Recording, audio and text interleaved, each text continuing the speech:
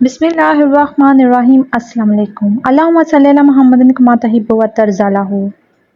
ایک گدھے کی کہانی۔ ایک شخص بازار میں صدا لگا رہا تھا، گدھا لے لو، کم قیمت میں گدھا لے لو۔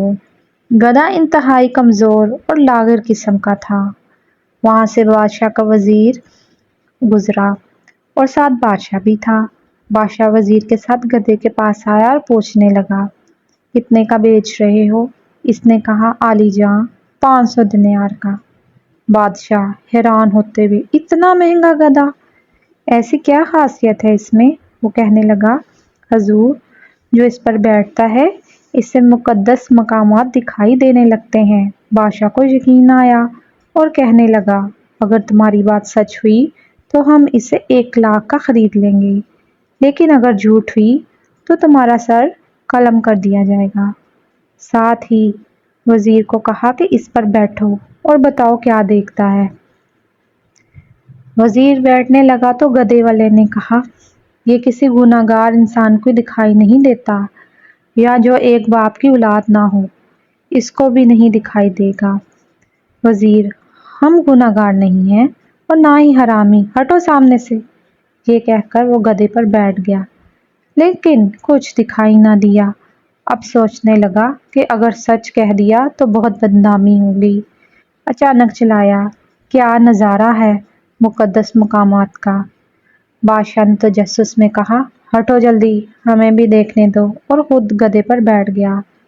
دکھائی تو اسے بھی کچھ نہ دیا، لیکن سلطانی جمہور کی شان کو مد نظر رکھتے ہوئے آنکھوں میں آنسو لے آیا اور کہنے لگا، واہ میرے مولا، واہ تیری قدرت! کیا کرامتی گدھا ہے، کیا مقدس جانور ہے! میرا وزیر مجھ سے جتنا نیک نہیں تھا، اسے صرف چند مقامات دکھائی دیے، مجھے تو ساتھ ساتھ سارے خاص مقامات بھی دکھائی دے رہے ہیں۔ اس کے اترتے ہی عوام ٹوٹ پڑی، کوئی گدھے کو چھونے کی کوشش کرنے لگا، کوئی چومنے کی، کوئی اس کے بال کاٹ کر تبرک کے طور پر رکھنے لگا، وغیرہ وغیرہ۔ ذرا غور کیجئے، یہی حال کچھ ہمارے معاشرے میں بس کچھ جعل سازوں اور مکاروں کا ہے، جنہوں نے دینی اصطلاحات اور دین کے نام پر، کبھی سیاست کے نام پر فریب دینے کا بیڑا اٹھا رکھا ہے، اور سادہ لوح عوام بھی اندھے کانے بن کر پیچھے چل پڑتے ہیں، کیونکہ وہ شروع سے ہی یہ کہہ دیتے ہیں کہ یہ حقیقی سچ اور صرف ان کو سمجھ آئے گا جو حلالی اور گناہ گار ہوں۔ اگر ان سے کسی کے اختلاف کیا تو معاشرے میں لوگ ان کو حرامی، گناہ گار اور جاہل کے نام سے پکاریں گے۔ اللہ تعالی ہم سب کو سمجھ اور عمل کی توفیق عطا فرمائے، آمین ثم آمین۔ ایک سلطان نے سنا کہ بازار میں ایک لونڈی ہے جس کی قیمت 100 دیگر لونڈیوں سے زیادہ ہے۔ اس نے اس لونڈی کو دیکھنے کے لیے بلایا تاکہ جان سکے کہ وہ اتنی خاص کیوں ہے۔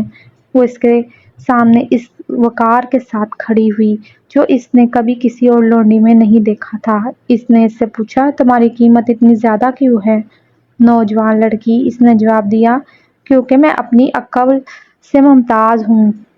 سلطان کو حیرانگی ہوئی۔ اس نے کہا، میں تم سے ایک سوال پوچھوں گا، اگر تم نے صحیح جواب دیا تو میں تمہیں آزاد کر دوں گا، ورنہ تمہیں قتل کر دوں گا۔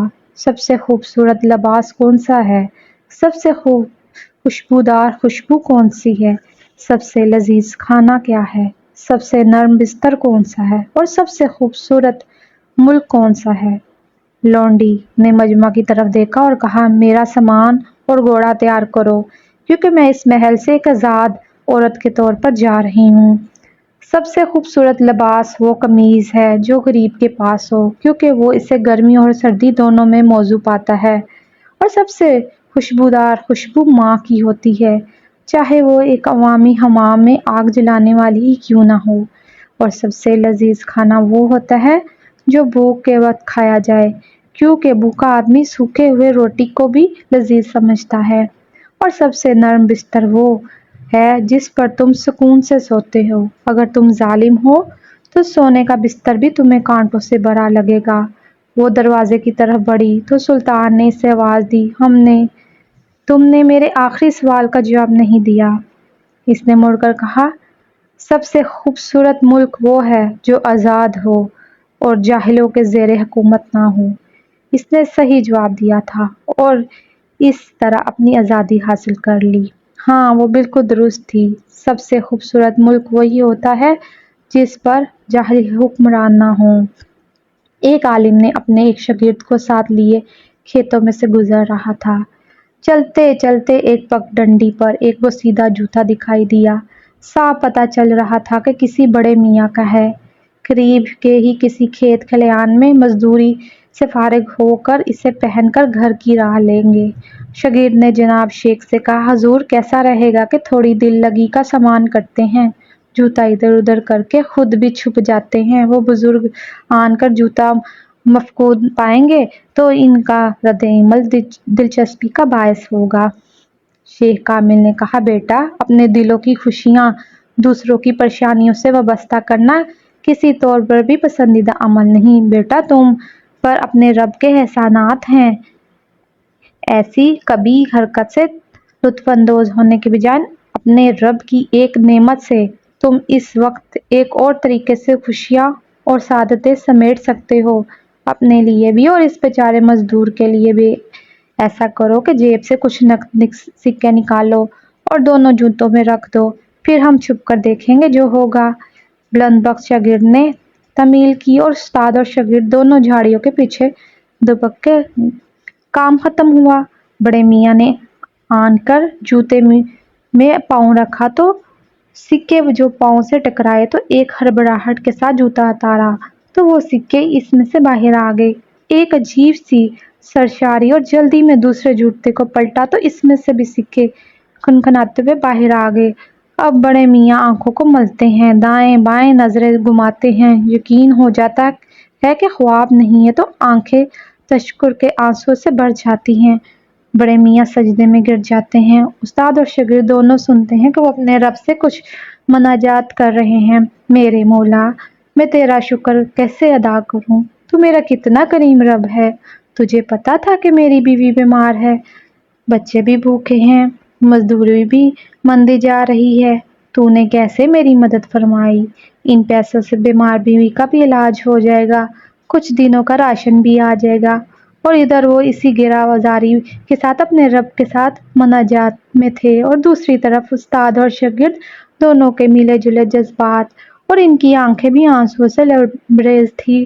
کچھ دیر کے بعد شاگرد نے عرض کیا، استاد محترم، آپ کا آج کا سبق کبھی نہیں بھول پاؤں گا۔ آپ نے مجھے مقصد زندگی اور اصل خوشیاں سمیٹنے کا ڈھنگ بتا دیا۔ استاد جی نے موقع مناسب جاتے ہوئے بات بڑھائی، بیٹا صرف پیسے دینا ہی عطا نہیں بلکہ باوجود قدرت کے کسی کو معاف کرنا عطا ہے۔ مسلمان بھائی بہن کے لیے غائبانہ دعا عطا ہے۔ مسلمان بھائی بہن کی عدم موجودگی میں اس کی عزت کی حفاظت بھی عطا ہے۔ اگر آپ کو میری کہانی اچھی لگی ہو پلیز میرے چینل کو سبسکرائب، لائک اور شیئر ضرور کیجیے گا۔ آپ کے لائک اور ایک کمنٹ سے مجھے بہت حوصلہ ملتا ہے۔ میں بھی غریبوں کی مدد کرنا چاہتی ہوں اور اپنے گھر والوں کو سپورٹ کرنا چاہتی ہوں۔ اب مجھے اجازت دیجیے، اپنا بہت سا خیال رکھیے گا۔ اللہ حافظ۔